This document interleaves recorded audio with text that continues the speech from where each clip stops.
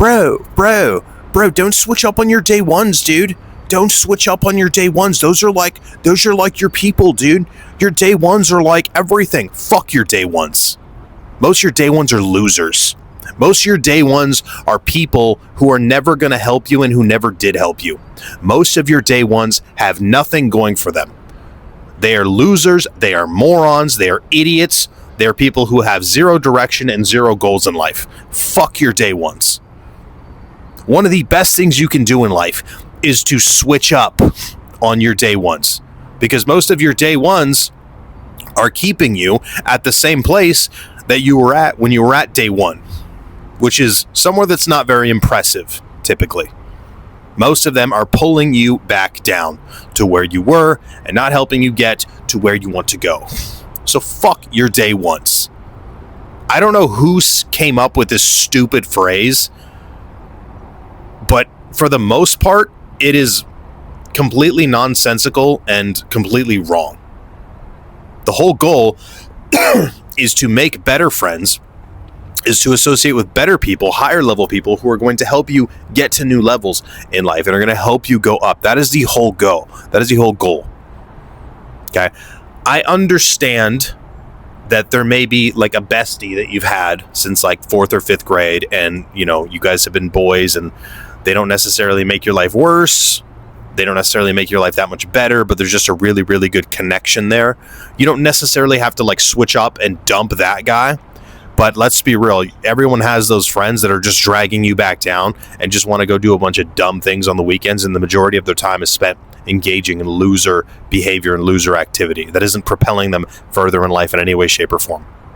Okay, those day ones, you need to switch up on them now.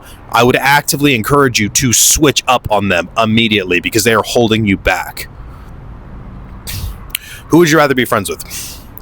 Would you rather be friends with someone who you don't have a long history with, you don't have any sort of tie to, you don't have any sort of allegiance to, but they can help you move up in life very quickly and expeditiously? Or be friends with someone from your childhood who, again, is a loser and a moron and has no morals and is just dragging you down in every way, shape, and form. But because you knew them since high school, you're, you know, hanging out with your day one. So you're like, you know, repping where you came from. Which one would you rather be? The answer is number 2. You're probably not going to be successful anytime soon. Probably not. At least not super successful. Not ultra successful like you want to become or you should want to become. You need to associate with people who are going to help you move the needle forward. And you might not have the greatest connection with those people. They don't have to be your bestie. But you do need to have people in your circle, at least one of your circles, if not all of your circles, the majority of your circles, that are doing better than you and are going to help you achieve results that you previously could not achieve because you're hanging out with morons in day ones. I don't think people oftentimes understand how much your previous friends and associations are just dragging you straight to the bottom and are keeping you there. I don't think they realize it. We as humans are animals that are influenced by others around us. Women more so than men, but a lot of men are like women nowadays.